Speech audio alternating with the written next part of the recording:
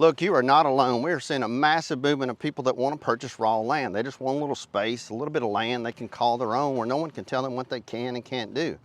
The issue with that is, if you don't know what to look for and the warning signs to avoid, something as simple as buying a piece of raw land can be an absolute disaster, and most importantly, cause you to go broke. Between deed restrictions, flood zones, Corps of Engineer restrictions, clouds on the title, and that's just a few of them. I'm going to share with you exactly what to avoid, how to avoid losing a whole lot of money, and what's going to help you and prevent you from having a whole lot of stress when it comes to just buying a piece of land. So listen, grab a pen and a piece of paper. You're going to want to write these down. Now, before we jump in, you may want to subscribe to the channel. There's no cost and no obligation to hit that subscribe button, give me a little thumbs up, and you might want to click the bell that gives you notifications when I produce and post new videos. My name is Wayne Turner. For nearly 30 years. I've done just about everything when it comes to buying, selling, flipping, real estate, you name it. I've helped thousands of people purchase real estate. I share that with you so you can have the confidence knowing that what you learn from me is from actual real life experience. And I promise you, you will learn something new in every single episode. Now, when you find that property that you think is the one, there are 6 things that you're going to want to do. And isn't it beautiful out here? You can see how people just want a little piece of land, their own little space, and own little freedom. There's 6 things you're going to want to do. Number 1, and once again, write this down. You'll want to get a survey. Ask the owner of the property that you're buying it from, do they have a copy of the survey? And once you have that survey, you're going to want to walk the property.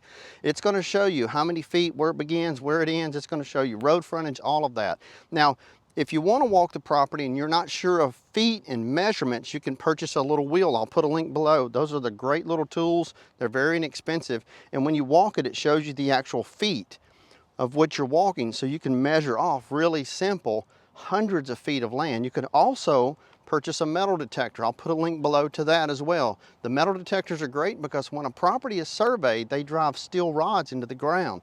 So once you have a copy of that survey from the owner, you can walk the property, find the pins, and then you can verify where it begins and where it ends. Now, number 2, you're going to want to know what's the flood zone of the property. It may not be in a flood zone at all, but you need to verify that and check with that, especially if it's in around any sort of water, any creeks, rivers, streams, or anything like that. You can check with the flood zones. They're either going to be an A, B, C, or X. There's variations of A. But that will make a big deterrent on how much water is going to accumulate on that property, when it could accumulate on the property, and most importantly, how much insurance you're going to pay on the property. How you do that is most of the time it's on the survey if you can get a copy of the survey. If it's not on the survey, you can check the FEMA flood map by simply putting in the property address, the street, the area, and it will show you on a map on a computer what flood zone that property's in that you're looking to purchase. Now, number 3, you're going to want to get a copy of the deed restrictions. What good is the property if you can't do what you want to do with it? And those deed restrictions will tell you what you can and can't do, what you can put on the property, the farm animals you can put on the property. And listen, it may not be something that you want to use or a goal or any kind of dream that you have in mind, but you've got to consider resale. If you decide you want to sell that property and it's 5 acres and you want to upgrade to 15 or 20 acres, but they can't have any farm animals on it, you're okay with that, but the next buyer may not be. So just take all of that into consideration. Those deed restrictions are also going to tell you how big of home you can and cannot build. Now, number 4 is water and mineral rights. You want to make sure that you have the water rights and the mineral rights. See, a lot of people don't realize that, but you got to buy a piece of property. You need to know that up front before you spend any kind of money in your time, because the owner of the property may say, well, they're selling it to you and everything's fine and good, but if they don't relinquish and let the mineral rights go to you. So for example, lithium, heard that word, right? What about crude oil? Heard that word, right? What about water? The last thing you want to do is to own and purchase a piece of land and all of a sudden get a certified letter in the mail that they're going to start drilling on your property because you didn't purchase the mineral rights when you bought it. And number 5, and listen, this stuff is really inexpensive and most of it is free. You just have to know what to ask. You got to ask the seller, are there any encroachments on the property? Is there anything that's encroached upon the property that the neighbor owns that you need to be aware of? The last thing you want to do is purchase a piece of property and to find out somebody is encroaching with a fence or building or storage building or dog pen or whatever it may be. You just need to know that stuff now as opposed to later when buying a piece of land. Now, number 6 is easements and servitudes. You need to ask the property owner, are there any easements or servitudes on the property? An easement basically gives somebody the right of way to enter and cross upon the property that you're about to purchase. A servitude is something that you don't have much control over. Like they'll have utility lines and servitudes like that where you can't put a main structure on that property. So you just have to know that, because if you got a servitude running through the middle of the property that you're looking at putting your home, that won't work for you. Now, I told you that there were 6, but right here on Lake Pontchartrain, I thought, why not do one more, and 7, and that is anytime you're buying land around water, close to water, touching a big body of water, whether it be a river, a lake, the Tennessee Valley Authority, you got dams everywhere, you got to know that the Corps of Engineers is the final judgment maker and the say-so on that property. So you got to make sure if you're going to buy a piece of property and it's on the water and you're thinking you're going to put a boat dock on there, you need to check with the Corps of Engineers to see if you can even get a permit when it comes to any of that. That water is controlled by the government. Now here's the tricky part, and this is where so many people make the mistake. They go off of all of this. They've looked at the deed restrictions and the servitudes and all that. But what they fail to do is check with the county, the parish, the city to find out what they can and can't allow to be done on the property. You may thinking you're going to clear out a bunch of trees, but the county or the parish won't allow it. You're thinking that you're going to bring in some fill dirt, but the Corps of Engineers won't allow it. So it's not enough just to check with the owner of the property and deed restrictions and covenants and all of that stuff. You need to check with the city and the county and the local governments to know that what you want to do with the property, you can actually do on that property. Yep, I get it. I know what you're thinking. That's my land. I can do what the hell I want to. Unfortunately, there's county and city and parishes that have jurisdiction, states, Corps of Engineers that have jurisdiction. Like, for example, if you buy a piece of land and you're thinking, well, look, we're going to buy a piece of land. It's 20 acres. We're going to cut it up into 4 tracts, and that way we can sell it off. But here's what you have to understand.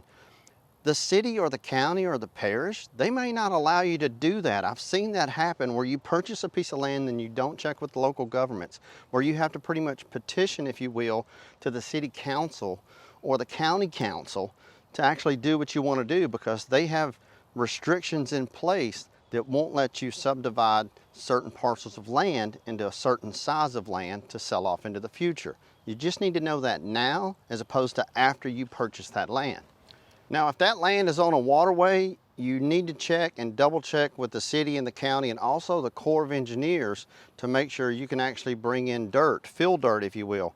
A lot of people buy a piece of land, it's on a flat area, it's real low, it's close to the water. They're thinking they're going to bring in 60, 80, 100 yards of dirt, build it up a little bit. The Corps of Engineers won't let you do that. You have to be careful on that. I've seen it happen where people were fined heavily for bringing in dirt. They will fine you and make you remove all of that dirt. So you just need to know this stuff up front. That's why I produce these videos. And if you're liking them, give me a thumbs up, subscribe to the channel, leave a comment if any of this stuff has ever happened to you, because your comments actually help me and help other people so we don't all make the same mistakes. Now, when you're buying that land and you're thinking about building into the future, it's important to check and find out what utilities are on the property. Is there electric close by? Is there water? Is there sewer? Or do you have to put in a septic system? Do you have to drill for a well? You also need to look around and think, okay, well, if I got to drill for a well and I got a septic system, I got to make sure that land is going to perk. And if I'm going to drill a well, I need to know how much rock is in that land. So you look around for things like cedar trees. When you see lots of cedar trees growing everywhere, that's a good sign that there's a lot of rock in that land. So you just need to know those little subtle things up front, because it's going to cost you a whole lot more to dig a 400-foot well, if you will, in rock as opposed to in dirt. Now, I mentioned a septic system. Let's go over here a little bit. I got to get out of the sun. I mentioned a septic system. If there's no sewer on the property, you got to put a septic system on the property. If you put a septic system on the property, the county, the parish has to come out and make sure that land's going to perk, because when you put certain septic systems on properties, that sewer system, septic system, if you will, has to absorb into the ground. So they have to make sure there's a percolation test. What happens though is some land won't perk because it has so much rock or clay into the soil. So you can ask the seller to do that, or that's something that you can do before you close on it. It may be a little bit of an investment to actually have it tested to see if it will perk, but it's good to know that before you buy the land instead of after you buy the land. Now, don't get me wrong, there's ways around it if it won't perk. There's other systems and things like that you can do, but they're just going to be greatly more expensive than if you just put in a traditional septic system that could cost you $4,000. You also want to make sure this, now write this down, If you go to the city or go to the county, you need to tell them how many bedrooms of the house you're going to build.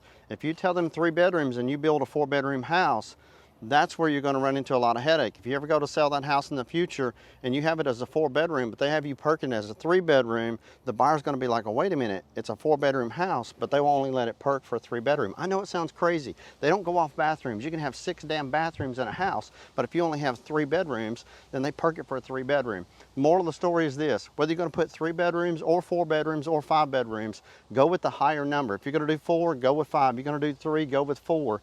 Tell them you're going to perk it for a higher number. That way you know. And they'll tell you, hey, it won't perk for a 4, but it perk for a 3. It won't perk for a 5, but it will perk for a 4.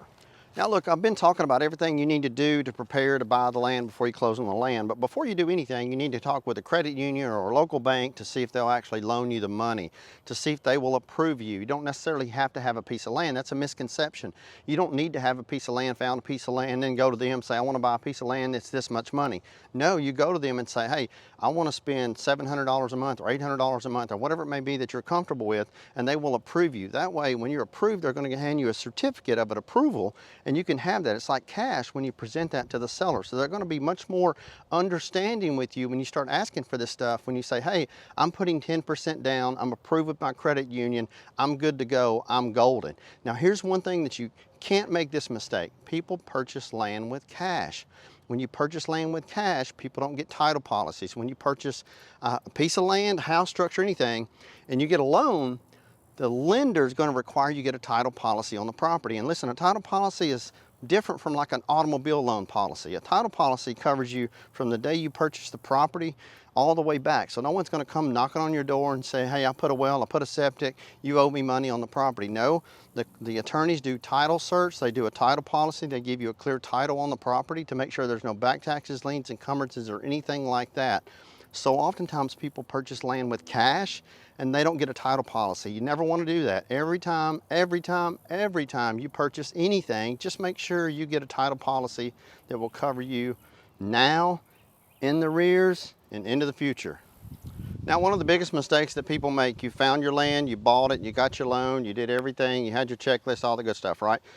The thing that people fail to do is they don't get a liability policy on that land. You want to make sure you have minimum, like a liability policy, and you also want to make sure you put up no trespassing signs, because here's what's going to happen. Somebody's going to get on that land, they're going to ride 4-wheelers, they're going to get hurt, and then mom and dad's going to sue you. So you need to make sure you have a liability policy. Listen, make you a list, check this stuff off, make sure that it checks all the boxes, that it's good for you, that land, you're going to be happy with it into the future. I thank you for watching. My name is Wayne Turner. Subscribe to the channel. Give me a thumbs up if you like these videos. And until next time, God bless.